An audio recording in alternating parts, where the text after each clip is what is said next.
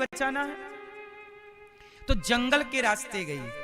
अब पति कंधे पर बैठे हैं और नारी कंधे पर बिठाकर पति को जंगल के रास्ते उस वैश्या के घर लेकर जा रही है।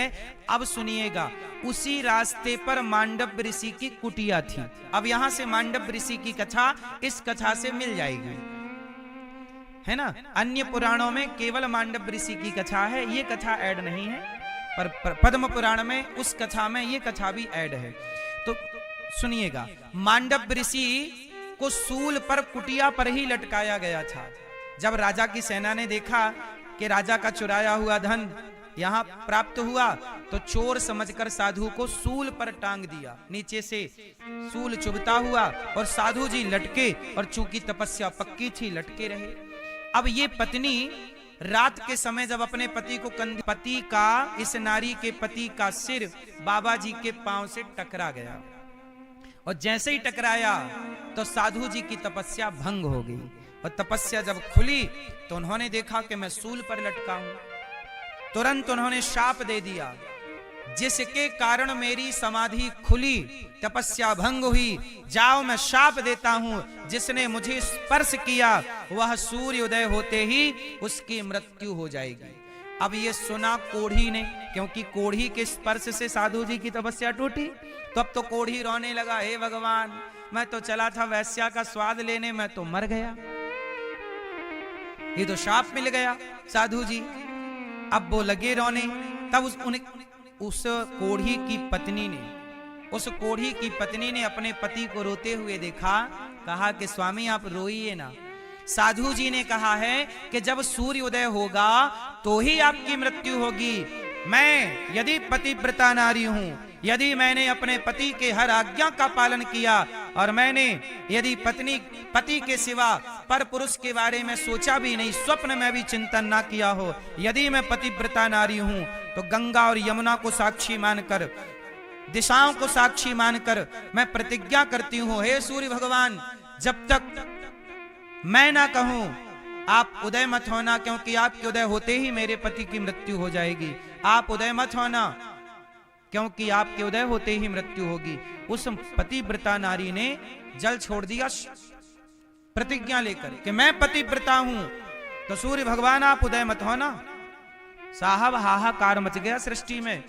पद्म पुराण में लिखा है कि देवता घबरा गए, ब्रह्मा विष्णु महेश आए, देवी क्या कह रही हो। सूर्य भगवान थर-थर कांप गए, मैं नहीं जाऊंगा, आज का सूर्योदय नहीं होगा। भाग रहे थे आपकी कुटिया में, लगता धन छोड़ दिया। हमारे सेनापति को लगा कि आप ही चोर हैं, तो उन्होंने सूल पर टांग दिया। मांडव ऋषि बोले कोई बात नहीं। यमराज जी को बुलाया, यमराज जी यहाँ आओ। मांडव ऋषि ने, यहाँ आओ, जरा बताओ, हमारी डायरी खोलो, हमने कौन सा पाप किया कि ये सूल हमें चुभा, जरा खोलो डायरी। तब उलट पलट के डायरी खोली यमराज जी ने, तो देखा कि महाराज जब आप 5 वर्ष के थे, लगभग 5 वर्ष के थे, तब आपने एक तितली समझ लीजिए, तितली समझते हैं ना, तितली उड़ी बस में चढ़ी, है ना। तितली को आपने एक कांटा चुभो दिया था पीछे से लेकर आगे तक, और वो तितली को कांटा चुभोया, वो बेचारी तड़प तड़प के रह गई, मर गई। आपने तितली को कांटा चुभोया, एक छोटे से पतंगे को कांटा चुभोया, जिसके कारण आपको सूल पर लटकना पड़ा, आपको भी नीचे से ऊपर तक वह लोहे का कांटा चुभा। तब मांडव ऋषि ने कहा, यमराज आप होश में तो हैं? ये बताइए कि मैं 5 साल का था, क्या 5 साल के बालक को ये पता होता है क्या कि ये पाप है कि पुण्य है? बताओ, पाप और पुण्य क्या होता है? क्या ये बच्चे को पता है? उत्तर दीजिए जोर से। नहीं। तो मांडव ऋषि ने कहा कि आप ही बताओ, 5 साल के बालक को क्या पता, इसलिए मुझे क्या पता पाप क्या पुण्य क्या, मैं तो खेल खेल में कर दिया, इसका दंड मुझे नहीं मिलना चाहिए। और आज से आप संशोधन करिए अपने कानून में, यमराज जी के 5 साल क्या 12 वर्षों तक 12 और 14, 2 बातें महाभारत में मैंने पढ़ी हैं। 12 मान लीजिए, 12 वर्षों तक बच्चा जो भी अपराध करेगा, जो भी पाप करेगा, वह पाप का भागी बालक नहीं होगा, क्योंकि 12 वर्ष तक बालक अबोध होता है, उसे कोई दोष नहीं लगेगा। अब जो भी पाप करेगा वो आज प्रकट हुए ब्रह्मा जी से 12 रूप में। जब पृथ्वी की स्थापना की बात आई तो कहां स्थापित करें पृथ्वी को, तब 12 भगवान प्रकट हुए और हिरण्याक्ष को मार करके पृथ्वी को स्थापित किया।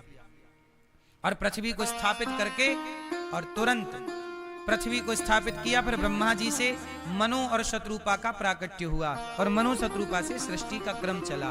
फिर क्या लिखा है कि जैसे वेद कहते हैं ब्राह्मणोस्य मुखमासीद बाहु राजन्यः कृताः ऊरु तदस्य जदवैश्याः पदभ्यांगं शूद्रो अजायत। ऐसे ही भागवत जी में भी यही वर्णन है कि भगवान के मुख से ब्रह्मा, भगवान के मुख से ब्राह्मण, भगवान की भुजाओं से क्षत्रिय, भगवान की जंघा से वैश्य और भगवान के चरण से शूद्र, 4 वर्णों का प्राकट्य हुआ।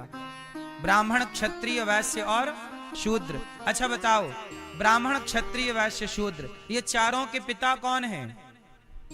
जोर से, जोर से। भगवान। इसलिए चारों ईश्वर की संतान हैं, इसलिए हम चारों एक बाप की संतान हैं, इसलिए हमें आपस में लड़ना नहीं चाहिए। कोई छोटा कोई बड़ा नहीं, सब भगवान के हैं। जो भगवान के हैं, जो भगवान से प्रेम करते हैं, वो सभी पूज्य हैं, सभी वंदनीय हैं। काछ वेदों में क्या क्या है? तो आयुर्वेद, ये भी एक वेद है, धनुर्वेद। इस तरह से हमें वेदों से ही ये पूरी सृष्टि का क्रम प्राप्त होता है। अब मनु शत्रुपा जब प्रकट हुए तो मनु शत्रुपा की 3 बेटियां और 2 बेटे हुए। निशम्य वाचम वदतो मुने पुण्यतमा। हे सुखदेव जी, सुखदेव भगवान बोले कि राजन सुनो, भगवान श्रीमन नारायण के अब ब्रह्मा, फिर ब्रह्मा जी से मनु और शत्रुपा, मनु शत्रुपा की 3 बेटियां आकुति, देवहूति, प्रसूति, जिनके 2 बेटे भी हुए, प्रियव्रत और उत्तानपाद। अब इनकी कथा ध्यान से सुनिएगा। मैत्रेय जी महाराज विदुर जी महाराज को समझा रहे हैं कि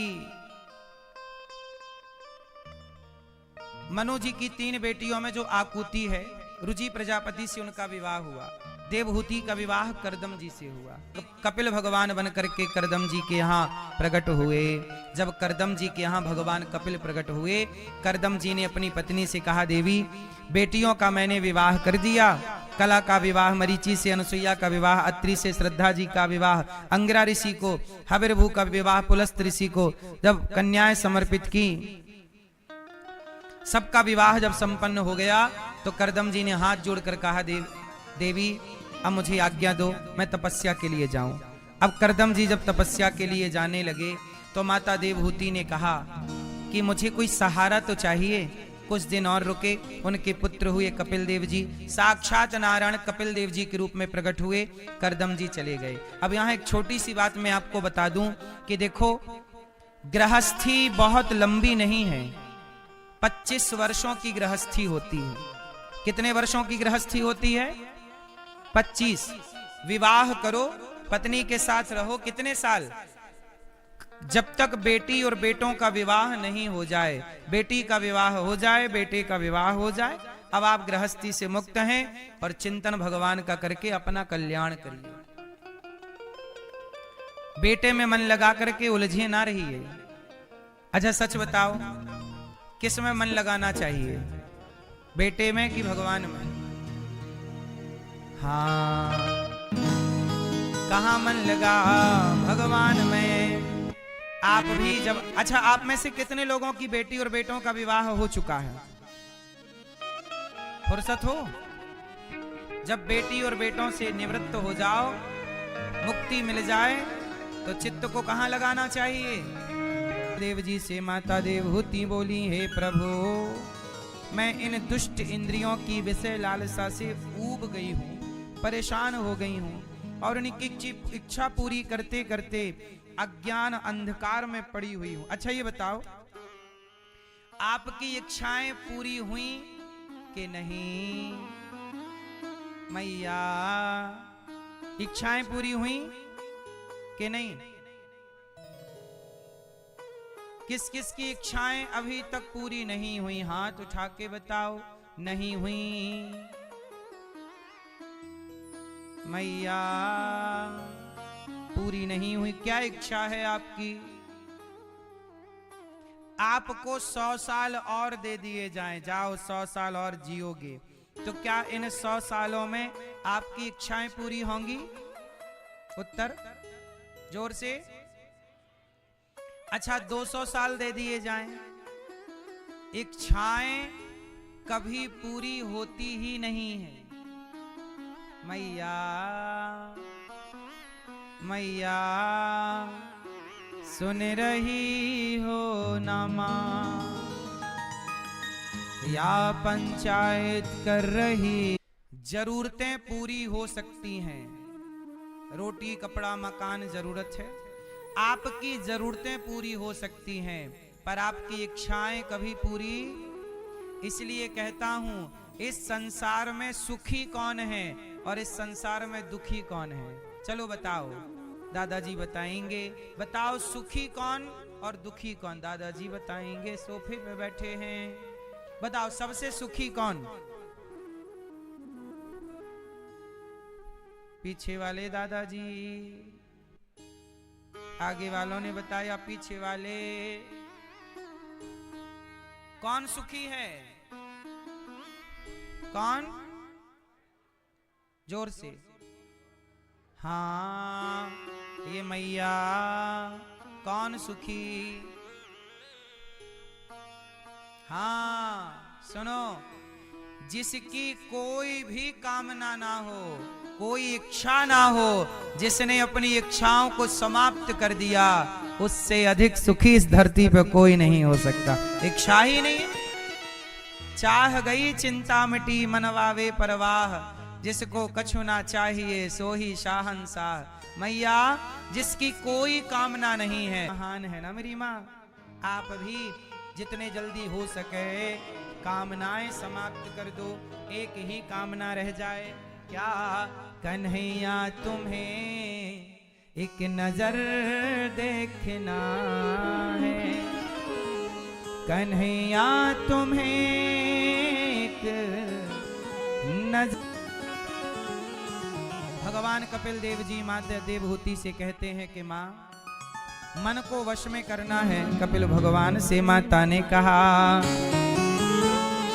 हे प्रभु तम त्वागताहं शरणं शरण्यं, स्वभृत्य संसार तरो कुठारम, जिज्ञासयाहं प्रकृतेः पुरुषस्य, नमामि सद्धर्मविदां वरिष्ठम्।